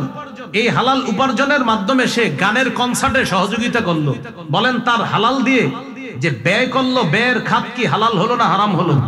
হারাম হলো। এজন্য খাত হালাল হতে হবে, ইনকামের উপার্জন যেখান থেকে করা এটাও হালাল হতে হবে, আর যেখানে ব্যয় করা এটাও হালাল হতে হবে। 3 নাম্বার, তুমি কোথা থেকে কামাই করেছো। 4 নাম্বার, কোন খাতে ব্যয় করেছো। 5 নাম্বার প্রশ্ন হবে, বিমাজা আমিলা ফিমা আলিমা, যা জেনেছে এই জানা অনুযায়ী আমল করেছে কিনা, এটা হবে 5 নাম্বার প্রশ্ন। তাহলে বলেন তো, একটু আপনাদেরকে পরীক্ষা করি, কয় নিয়তে ইলমে দ্বীন শিক্ষা করবে? 1 কাকে খুশি করা, 2 নাম্বার ইলম অনুযায়ী আমল করা, 3 নাম্বার নিয়ত থাকবে আল্লাহ যদি মুখ দিয়ে বলার যোগ্যতা দান করে তাহলে মুখ দিয়ে ছাত্রদের সামনে বলা, মুখ দিয়ে মানুষের সামনে বলা, মুখ দিয়ে জুমার মিম্বরে বসে বলা, মুখ দিয়ে আত্মীয় স্বজনকে আমার জানা বিষয়টা বলার চেষ্টা করা, এটা 3 নাম্বার নিয়ত থাকবে। এটা থাকবে 3 নাম্বার নিয়ত। এটাই রাসূল সাল্লাল্লাহু আলাইহি সাল্লাম বলেছেন, বাল্লিগু আন্নী ওয়ালাউ আয়া, আমার পক্ষ থেকে একটি আয়াত জানলেও সেটা তোমরা পৌঁছিয়ে দাও। আল্লাহ নবীকে বলেছেন, ইয়া আইয়ুহার রাসূলু বাল্লিগ মা উনজিলা ইলাইকা মির রাব্বিক, হে রাসূল আপনার কাছে যা অবতীর্ণ করা হয়েছে এটা আপনি প্রচার করেন, তাবলীগ করেন। সহিহ বুখারী 105 নম্বর হাদিস, রাসূলুল্লাহ সাল্লাল্লাহু আলাইহি সাল্লাম বললেন, আলা হাল বাল্লাগতু, ও সাহাবীরা আমাকে আল্লাহ যা পৌঁছাইতে বলেছেন আমি কি তা পৌঁছিয়েছি? সাহাবীরা বললেন, অবশ্যই পৌঁছিয়েছেন। আবার বললেন, আলা হাল বাল্লাগতু, এই শোনো আমি কি আমার উপর অর্পিত দায়িত্ব তোমাদের কাছে পৌঁছিয়েছি? সাহাবীরা বললেন, পৌঁছিয়েছেন। আবার বললেন, আলা হাল বাল্লাগতু, এই শোনো আমি কি আমার দায়িত্ব পৌঁছিয়েছি? সাহাবীরা বললেন, পৌঁছিয়েছেন। তিনবারই বললেন, আল্লাহুম্মা শাহাদ, আল্লাহ আপনি সাক্ষী থাকেন, আল্লাহ আপনি সাক্ষী থাকেন, আল্লাহ আপনি সাক্ষী থাকেন। ওরা বলছে, আপনার যে দায়িত্ব আমাকে আপনি দিয়েছেন এটা আমি যথাযথভাবে পৌঁছিয়ে দিয়েছি। এবার নবী সাহাবীদেরকে বললেন, শোনো, লিউবাল্লিগিশ শাহিদুল গায়বা ওয়া ফি রিওয়ায়া মিনকুমুল গায়বা, এখানে তোমরা যারা উপস্থিত আছো, তোমাদের উপস্থিত যারা আছে তারা যেন আমার এই বাণীগুলো অনুপস্থিতদের কাছে প্রচার করে দেয়, পৌঁছায় দেয়। তাহলে বলেন তো কয় নিয়তে এলেম শিখা? 1, কাকে খুশি করা। 2 নাম্বার এলেম অনুযায়ী। 3 নাম্বার আল্লাহ বলার যোগ্যতা দিলে এটা বলে অন্যের কাছে প্রচার করা। 4, আল্লাহ যদি লেখার যোগ্যতা দান করে লেখার মাধ্যমে এই কথা অন্যের কাছে প্রচার করা। কিতাব লেখা হতে পারে, অথবা আপনি বিভিন্ন আর্টিকেল লেখেন, এই লেখার মাধ্যমে হতে পারে। এই হলো আপনার 4 নাম্বার, 4টা নিয়ত থাকবে। তাহলে আসেন, ইবাদত করি কয় মাধ্যমে? ভুলে গেছে। 5, ইবাদত করি কয় মাধ্যমে? 1, কি দিয়ে? মাশাআল্লাহ। নিয়ত কিসের ইবাদত? কলবের। এই তো নিয়ত কিসের ইবাদত? কলবের। আরেকটা আছে কলবের ইবাদত, ইখলাস। বলেন, ইখলাস কিসের ইবাদত? কলবের ইবাদত। ইখলাস দেখা যায়? দেখানো যায়? আচ্ছা আমি আপনাদেরকে দেখাই, দেখি দেখানো যায় কিনা। আবার সবাই বলেন, ইখলাস কি দেখানো যায়? না। ইখলাস কি দেখা যায়? বলেন না। ইখলাস দেখা যায়? দেখানো যায়? ইখলাস আছে না নাই শুধু কে দেখবে? আল্লাহ দেখবে। এবার ইখলাস যে দেখানো যায় না, দেখেন আমরা একটু আপনাদের সাথে বলি। পবিত্র কোরআনে যতগুলা সূরা আছে সব সূরার নাম সূরার মধ্যে পেয়ে যাবেন খুঁজলে, তালাশ করলে। যেমন কুল আউযু বিরাব্বিন নাস, বলেন তো আপনারা সূরার নাম কি? কুল আউযু বিরাব্বিল ফালাক, সূরার নাম কি? তাহলে নাম ফালাক, সূরার মধ্যে ফালাক আছে কিনা? মাশাআল্লাহ। তাব্বাত ইয়াদা আবি লাহাব, সূরার নাম কি? লাহাব আসেনি সূরা? আচ্ছা। ইযা জাআ নাসরুল্লাহি ওয়াল ফাতহ, সূরার নাম কি? নাসর আসেনি? কুল ইয়া আইয়ুহাল কাফিরুন, সূরার নাম? সূরার মধ্যে কাফিরুন আছে? আচ্ছা। ইন্না আ'তাইনাকাল কাউসার, সূরার নাম? আরাআইতাল্লাযী ইউকাযযিবু বিদ্দীন, শেষ আয়াত হলো ওয়ায়ামনাউনাল মাউন, সূরার নাম? লিইলাফি কুরাইশ, সূরার নাম? আলাম তারা কাইফা ফাআলা রাব্বুকা বিআসহাবিল, সূরার নাম? সূরার মধ্যে ফিল আসেনি? একটা সূরা আমি থুয়ে গেছি, কোনটা? হ্যাঁ বলেন সবাই কি? এবার সূরার নাম কি? দেখি ইখলাস সূরার মধ্যে আছে কিনা আমি পড়ি। কুল হুয়াল্লাহু আহাদ, পাইলাম না। আল্লাহুস সামাদ, লাম ইয়ালিদ ওয়া লাম ইউলাদ ওয়া লাম ইয়াকুল লাহু কুফুয়ান আহাদ। কই? কেন নাই? আসলে আছে। আসলে বলেন সবাই কি বলেন? আসলে, কিন্তু সরাসরি নাই। আল্লাহ বুঝাইতে চায়, বান্দা সূরার নাম ইখলাস। সূরার মধ্যে ইখলাস শব্দটা আমি আল্লাহ রাখি নাই কেন জানো? তোমাদেরকে শিক্ষা দিলাম ইখলাস দেখানো যায় না, ইখলাস দেখা যায় না, এটা লালন ধারণ পালন করতে হয়, এটা শুধু আমি আল্লাহ দেখি। মনে থাকবে নি? আপনাদের কিন্তু খুব সুন্দর একটা জিনিস শিখিয়ে দিছি। ইখলাস এটা দেখা যায় না, এটা দেখানো যায় না, আল্লাহ শিখিয়ে দিলেন। সূরার নাম ইখলাস। সূরার মধ্যে তোমরা পরতে পরতে ইখলাস পাবা, তো ডাইরেক্ট শব্দটা পাবা না। কুল হুয়াল্লাহু আহাদ, আয়াতে ইখলাস পাবা খোঁজো যে আল্লাহ এক, এটা মন থেকে থাকতে হবে, আল্লাহ এক মানে ইখলাসের সাথে হতে হবে। আল্লাহুস সামাদ, আল্লাহ অমুখাপেক্ষী, এটা ইখলাসের সাথে হতে হবে। লাম ইয়ালিদ ওয়া লাম ইউলাদ, তিনি জন্ম দেন না, জন্ম নেন না, এই বিশ্বাস ইখলাসের সাথে হতে হবে। ওয়া লাম ইয়াকুল লাহু কুফুয়ান আহাদ, তার সমকক্ষ কেউ নাই, এটা ইখলাসের সাথে হতে হবে। তো আল্লাহ বুঝাইতে চায় ইখলাসের সাথে হবে, এটা কোথায়? তোমার কলবে হবে। এই জন্য সূরার নাম ইখলাস। আমি এটা সূরার মধ্যে রাখি নাই, দেখাই নেই, কারণ ইখলাস দেখানো যায় না, দেখা যায় না, এটা এখানে রাখতে হয়, এটা শুধু আমি আল্লাহ দিই। মনে থাকবে না? কয় মাধ্যমে ইবাদত করি? এক কি দিয়ে? কলব দিয়ে। নিয়ত কিসের ইবাদত? কলবের। ইখলাস কিসের ইবাদত? মাশাআল্লাহ, কলবের ইবাদত। আরেকটা বলেন বিশ্বাস, কলবের ইবাদত। আমার সাথে বলেন লা ইলাহা ইল্লাল্লাহ।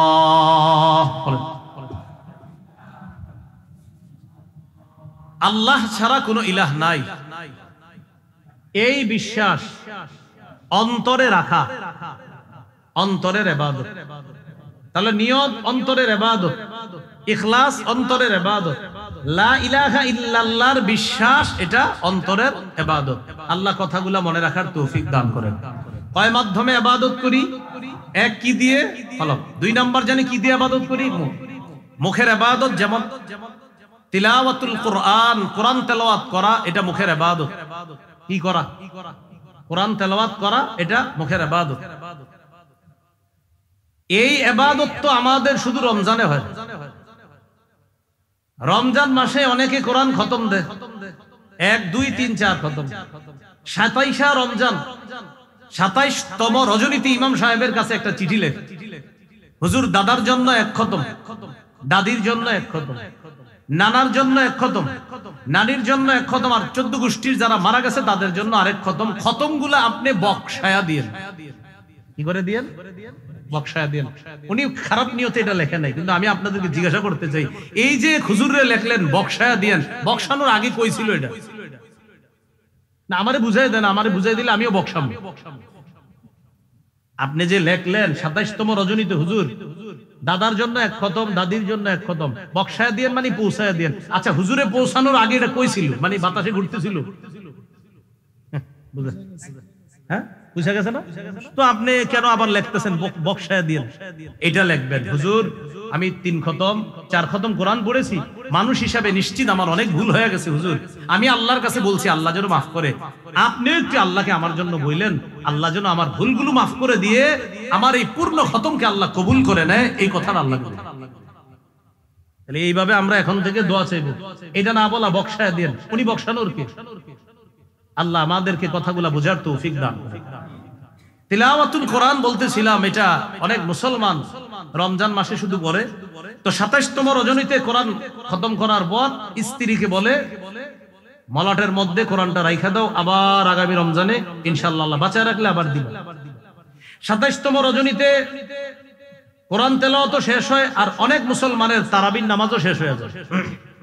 28 29 30তম রজনী যদি আল্লাহ দিয়ে দেয় আর কি, ওই দিনগুলোতে আল্লাহ বাঁচাইছে যে রোজা রাখে। আল্লাহ জানে কয়দিন পরে 27 পর্যন্ত যে কোন ফিতনা আসে আমি চিন্তা আছি। এখন আপনার তেলাওয়াত ছেড়ে দেয় 27-এর পরে, আর তারাবিটাও ছেড়ে দেয়। কবে থেকে মানুষ এটা নিয়ে আবার বইলা ফেলে আল্লাহ হেফাজত করুক যে 27তম রোজা রাখছি, তারপরে এখন আপনারা বলেন 27তম রোজার পরে তারাবি আসেনি আরো? তো পরে ওই পরের দিনেই 27তম রজনীতে মসজিদ ভৈরা মাঠেও মুসল্লি, 28তম রজনীতে 1.5 কাতার। কোথায় গতকালকের মুসল্লিরা কোথায় গেল? ভাই এই ভুলগুলো করেন না, তারাবি পড়বেন। রমজান মাস যতদিন রাখছে আল্লাহ ততদিন তারাবি। আল্লাহ আমাদেরকে মনে রাখার তৌফিক দান করেন। আসি তিলাওয়াতুল কোরআন। প্রতিদিন কোরআন তেলাওয়াত করবেন, আমি সহ আমরা সবাই প্রতিদিন 3টি কাজ ছাড়বো না মরা পর্যন্ত। বলেন কয়টি? বলেন কোরআন তেলাওয়াত, 5 ওয়াক্ত নামাজ, সাধ্য অনুযায়ী দান সদকা। আবার কোরআন তেলাওয়াত, 5 ওয়াক্ত নামাজ, সাধ্য অনুযায়ী দান সদকা। এই 3টি আমল বলেন কেউ যদি নিয়মিত করে, সে আল্লাহর সাথে এমন ব্যবসা করবে যেই ব্যবসায় কোনো লস নাই, শুধু লাভ আর লাভ।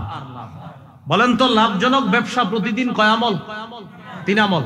কোরআন তেলাওয়াত, 5 ওয়াক্ত নামাজ, সাধ্য অনুযায়ী দান সদকা।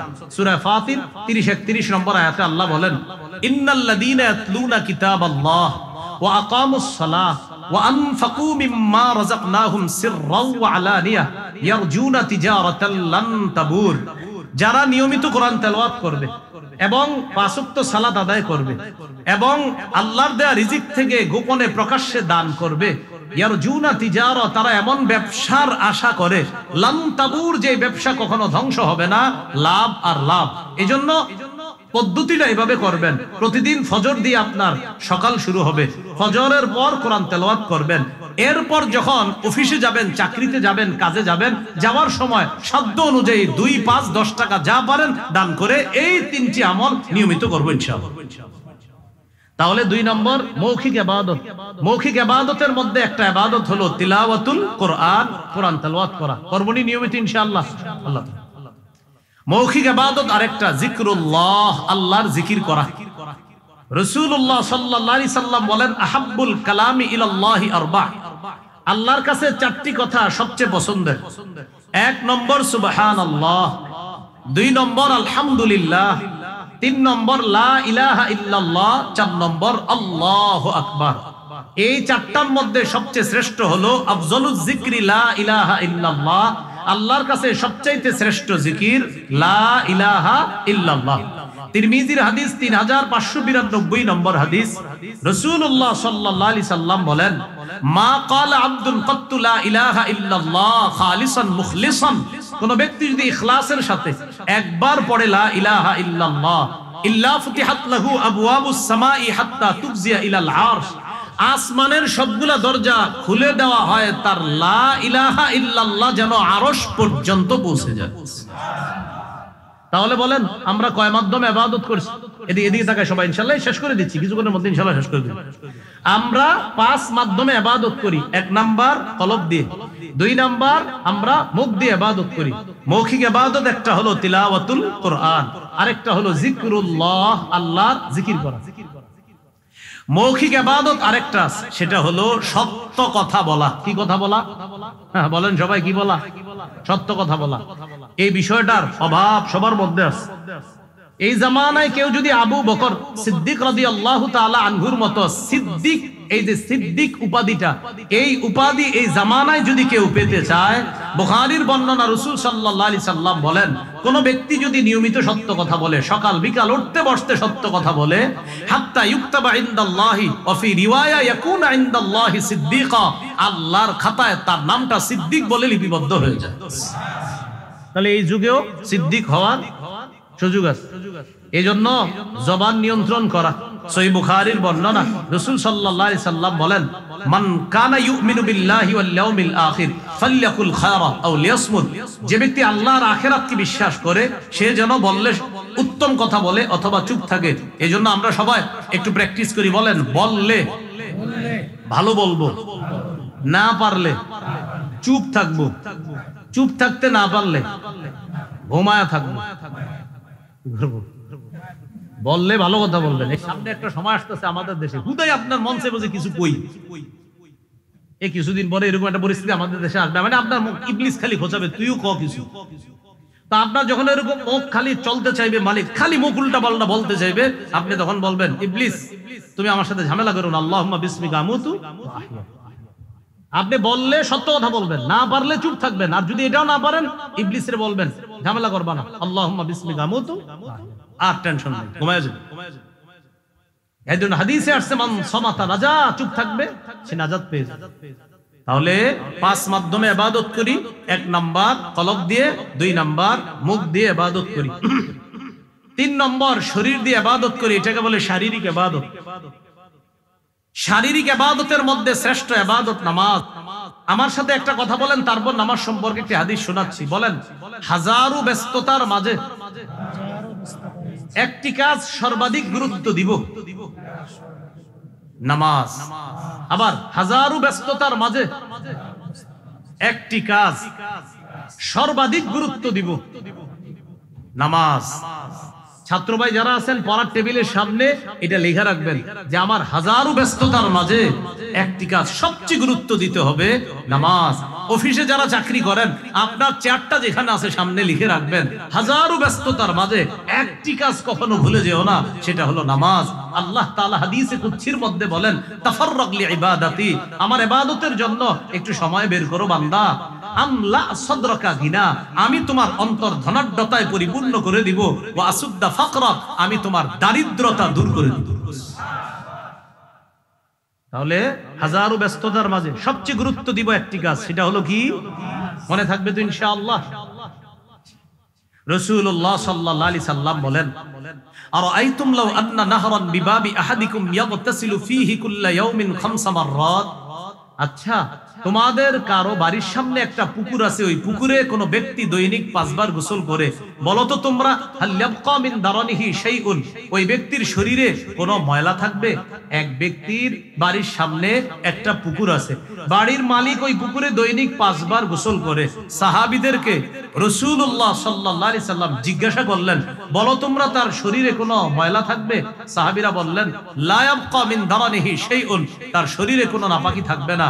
রাসূলুল্লাহ সাল্লাল্লাহু আলাইহি সাল্লাম বললেন ফাযালিকা মিথলু সালাওয়াতিল খামস ইয়ামহুল্লাহু বিহিন্নাল খাতায়া, যেমনি ভাবে দৈনিক 5 বার কোনো ব্যক্তি গোসল করলে তার শরীরে কোনো ময়লা অবশিষ্ট থাকে না, নিয়মিত কেউ যদি 5 ওয়াক্ত সালাত আদায় করে আল্লাহ তাআলা তার গুনাহগুলা ধুয়ে মুছে সাফ করে। তাহলে হাজারো ব্যস্ততার মাঝে একটি শারীরিক ইবাদত সবচেয়ে গুরুত্ব দেওয়া, এটার নাম কি? নামাজ। মনে থাকবেন ইনশাআল্লাহ। মাইকম্যান ভাই যারা আছে, কই মাইকম্যান ভাই নামাজ পড়েননি ডেইলি? হ্যাঁ, আপনি যে এত মাহফিল করেন, এই যে প্রতিদিন মাহফিল করেন, কিছুদিন পরে তো ডেইলি মাহফিল করবেন, শ্রোতাদের চেয়ে মাহফিল বেশি শুনে কে? মাইকম্যান।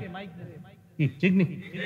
তো মাইকম্যান ভাই আমরা বলি না যে উনি নামাজ পড়ে না, আমরা আশাবাদী পড়ে। আপনার মালিককে বলবেন নিয়মিত যেন আপনাদেরকে নামাজ পড়ায়। না মাইক ঠিক আছে, মাইক সমস্যা নেই, আপনি মাইকে সমস্যা নেই, আপনি নামাজ পড়বেন ডেইলি। বলেন ইনশাআল্লাহ, এই সবাইরে বলেন ইনশাআল্লাহ। নামাজ ডেইলি পড়লে আল্লাহ বরকত দিবে, এই মাইক ব্যবসায় আল্লাহ বরকত দিবে। ডেইলি নামাজ পড়বেন, আপনার মালিককে বলবেন নামাজের সুযোগ দিতে ডেইলি। ফজরের সময় কি করেন? ঘুমায় থাকেন, এই যে এখানে তো ঘুমায় থাকেন অনেক সময়, তো এইখানে ঘুমায় থাকলেন, হুজুররা যারা আছেন ফজরের সময় ডাক দিয়ে দিবেন, মাইকম্যানরা দেখবেন ফজরের সময় ওরা এইগুলার জন্য ঘুমায় থাকে, এইখানেই ঘুমায় থাকে, এদেরকে ডাইকা নামাজ পড়ানো।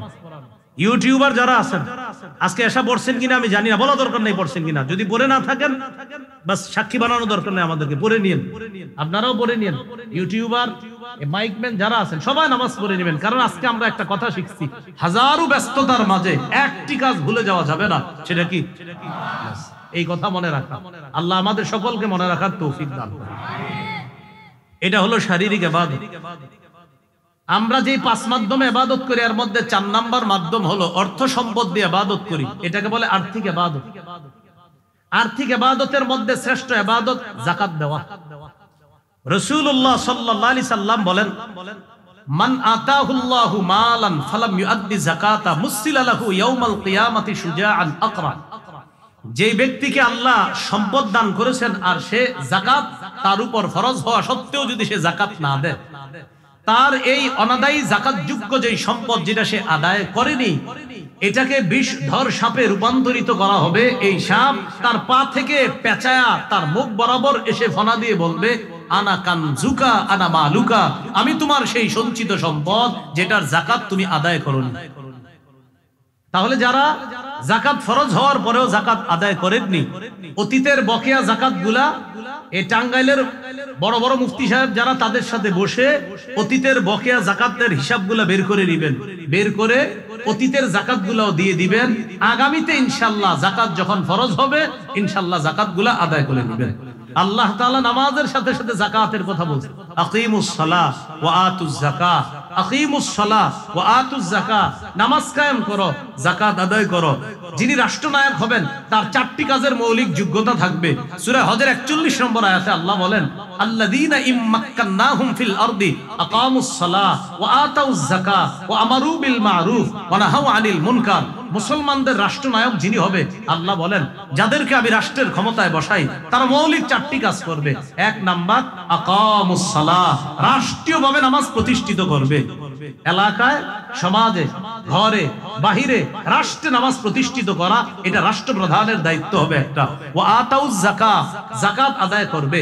যারা যাকাত উসুল করে না, আদায় করে না, তাদের যাকাতগুলো রাষ্ট্রীয়ভাবে রাষ্ট্রনায়ক আদায় করতে হবে। তাহলে দেখেন, রাষ্ট্রনায়ক যিনি হয় মুসলমানদের, তারও একটা দায়িত্ব হয় অন্যতম যাকাত ভিত্তিক রাষ্ট্র ব্যবস্থা গড়ে তোলা। কি ভিত্তিক বলেন? কি ভিত্তিক বলেন আমার সাথে? সুদ ভিত্তিক রাষ্ট্র ব্যবস্থার শেষ পরিণতি ভিক্ষা। এইভাবে বলেন সবাই, ভিক্ষা। সুদ ভিত্তিক রাষ্ট্র ব্যবস্থার শেষ পরিণতি কি? বলেন যাকাত ভিত্তিক রাষ্ট্র ব্যবস্থার শুভ পরিণতি ধনী হওয়া। কি হওয়া? বলেন সুদে ফকির আরো ফকির হয়, যাকাতে হাজারো ফকির ধনী হয়। কেন না বলেন? সুদের অর্থ মূলধন সহ ফেরত দিতে হয়, যাকাত ফেরত দিতে হয় না। কি বুঝে আসছি? সুদ আবার দিতে হয়, দাও দাও, মূলটাও দাও, সুদও দাও। একজন ধনী হয়, 100 জন গরিব হয়। আর যাকাতে 10 জন গরিব, 10 জনই ধনী হয়ে যায়। সুবহানাল্লাহ। এ হলো 4 নাম্বার। আমরা কি মাধ্যমে ইবাদত করি? আর্থিক। 5 নাম্বার সর্বশেষ কথা, আমরা আর্থিক এবং শারীরিক মাধ্যমে ইবাদত করি। এটা বলেন তো কি হতে পারে? হজ। মাশাআল্লাহ, কি হতে পারে? হজ করতে টাকাও লাগে, হজ করতে শরীর লাগে। রাসূলুল্লাহ সাল্লাল্লাহু আলাইহি সাল্লাম বলেন, মান হাজ্জা লিল্লাহ, যে ব্যক্তি আল্লাহর জন্য হজ করলো, এই হজের মধ্যে গিয়ে ফালাম ইয়ারফুস ওয়ালাম ইয়াফসুক, ওই ব্যক্তি অশ্লীল কথা বলে না, অশ্লীল কাজকর্ম করে না। রাজাআ কায়াউমিন ওয়ালাদাতহু উম্মুহু, সে হজ থেকে এমন ভাবে ফিরে আসলো যেন তার মা আজকে তাকে জন্ম দিল। যার উপর হজ ফরজ, সে যদি টানা 5 বছর হজ না করে, আল্লাহ তাআলা হাদিসে কুদসির মধ্যে বলেন, ইন্না আবদান সাহহাতু লাহু জিসমা, এক ব্যক্তির শরীর আমি ভালো রাখলাম। ওয়াসাতু আলাইহি ফিল মাঈশা, আবার তাকে আমি অর্থনৈতিক সক্ষমতা দান করলাম। তামজি আলাইহি খামসাতু আওয়াম, এইভাবে তার উপর 5টি বছর অতিবাহিত হয়ে গিয়েছে। লা ইয়াফিদু ইলাইয়া, সে আমার কাছে আসলো না। লা মাহরুম, সে বঞ্চিত হবে, সে হতভাগা।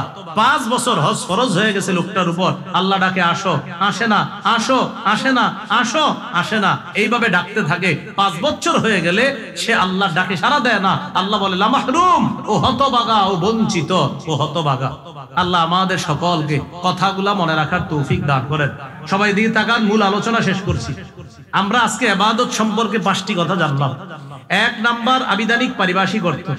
ইবাদতের আবিধানিক অর্থ নত হওয়া, বিনয় হওয়া। পারিভাষিক অর্থ একটু মন দেন, অনেকে নতুন করে আসছেন। আমরা প্রকাশ্যে যা করি, যা বলি, গোপনে যা করি, যা বলি, এটা যদি আল্লাহ পছন্দ করেন, এটা ইবাদত।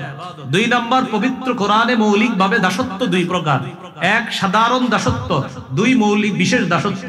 সাধারণ দাসত্বে সবাই অন্তর্ভুক্ত, বিশেষ দাসত্বে শুধু মুমিনরা অন্তর্ভুক্ত। আল্লাহ আমাদেরকে বিশেষ দাস হওয়ার তৌফিক দান করেন। 3 নাম্বার, হাদিসে ইবাদত, দোয়া করা জানি কি? মাশাআল্লাহ। এই যুগে ইবাদত করা নবীর কাছে কি করার সমতুল্য? এই যুগে এক উম্মতের ইবাদত কয়জনের সওয়াব? মাশাআল্লাহ। কোন ব্যক্তি ইবাদতের সুন্দর পদ্ধতি গ্রহণ করছে, ডেলি করে, হঠাৎ অসুস্থ হয়ে গেছে, আজকে আর সওয়াব পাবে না। মাশাআল্লাহ, আজকেও সওয়াবটা আল্লাহ দান করবেন। আলেমের ইলম অন্বেষণ ইবাদত, বলেন আলেমের ইলম অন্বেষণ। আবার সাধারণ জনগণের নফল ইবাদত, ইবাদত। এই হাদিসের ইবাদত জানলাম। 4 নাম্বার, বলেন তো আমরা সওয়াব কামাই যে করি, এই সওয়াব কামাই করার দিক থেকে ইবাদত কয় প্রকার? 1 নাম্বার, নিজে ইবাদত করে সওয়াব কামাই করি। দৃষ্টান্তটা আলেম ছাড়া অন্যরা দেন, বলেন তো কি হইতে পারে? সুন্নত। এই তো, হ্যাঁ বলেন কি হইতে পারে? সুন্নত। জান্নাত ওয়াজিব হয় দৈনিক কয় রাকাত সুন্নতের পাবন্দি করলে? 2 নাম্বার, অন্যের সাহায্যে ইবাদত, যেমন দৃষ্টান্ত জামাতে নামাজ পড়া। শেষ কথা, আমরা কয় মাধ্যমে ইবাদত করি? 1 নাম্বার কি দিয়ে? কলব দিয়ে। আচ্ছা, কলবের ইবাদতের একটা দৃষ্টান্ত আপনাদের সাধারণ শ্রোতাদের মধ্যে একজন বলেন। মাশাআল্লাহ। আরেকটা বলেন ইখলাস, আরেকটা বলেন বিশ্বাস। আচ্ছা, 2 নাম্বার কোন মাধ্যমে ইবাদত করি? মুখের একটা ইবাদতের দৃষ্টান্ত দেন। আরেকটা দেন, আরেকটা সত্য কথা বলা। হ্যাঁ, এটা বলেন না কেন? কি বলা? সত্য কথা। 3 নাম্বার, আমরা কি মাধ্যমে ইবাদত করি? শরীর। শারীরিক ইবাদতের শ্রেষ্ঠ দৃষ্টান্ত কি? নামাজ। 4 নাম্বার আর্থিক। আর্থিক ইবাদতের শ্রেষ্ঠ দৃষ্টান্ত যাকাত। 5 নাম্বার আর্থিক এবং শারীরিক কি শ্রেষ্ঠ দৃষ্টান্ত? হজ করা। আল্লাহ আমাদের সকলকে যে কথাগুলো বললাম শুনলাম আমরা সবাই যেন কথাগুলো মনে রাখতে পারি, স্মরণ রাখতে পারি, আল্লাহ তৌফিক দান করেন। এবার আবার একটা কথা শুনেন, এই যে একটা মজলিসে আপনারা বসা, এই মজলিসে বৈশা কথা শুনতেছেন আর যিনি বলতেছে এটাও ইবাদত। আলেমদেরকে সম্মান করা, আলেমদেরকে সম্মান করা, আলেমদের মর্যাদা দেওয়া, এটাও কিন্তু আল্লাহ তাআলা অনেক পছন্দ করে। একজন সম্মানিত আলেম আপনাদের সামনে কথা বললে এই যে মহব্বতের সাথে কথাগুলো শুনেন, যিনি কথা বলে এটা তার কাছে ভালো লাগে, যারা শুনে তার কাছে ভালো লাগে, আল্লাহ এই দৃশ্যটা পছন্দ করে। তো এই সুন্দর দৃশ্যটা যে আল্লাহ পছন্দ করে আমরা খুশি কিনা? যারা দাঁড়িয়ে আছি দাঁড়িয়ে থাকেন, বাস পিছনে যাওয়া দরকার নেই, এইভাবে থাকেন। যারা বসে আছেন বসে আছেন, যারা আশেপাশে বসে আছেন বসে থাকেন, ঠিক যে যে অবস্থায় আছেন এইভাবে থাকেন। আর যদি দাঁড়ানোর আপনারা যারা যদি মনে করেন বসা উচিত তো বসে যান। আমার কথা হলো এখান থেকে যে যে অবস্থায় আছেন নড়বেন না, আল্লাহর রাস্তায় নড়বেন না। মেহমান আসবে, কথা বলবে, কথাগুলা শুনবেন, আল্লাহ আমল করার তৌফিক দান করেন। আজকে যারা কথা বলতেছে আমি বললাম আরো বলবে, কোন কথা আল্লাহ আপনার হেদায়েত দিয়ে দিবে সেটা আপনার জানা নাই, আমারও জানা নাই, বলনেওয়ালারও জানা নাই। আল্লাহ জানে কোন কথায় আপনার হেদায়েত হয়ে যাবে। বলনেওয়ালা শুধু দোয়া করতে পারে যে আল্লাহ আমার কথায় হেদায়েত দিয়ে দেন। এজন্য আল্লাহর রাস্তায় এই সুন্দর পরিবেশটা আমি যাইতে যাইতে দেখবো যে পরিবেশটা আছে, বলেন ইনশাআল্লাহ।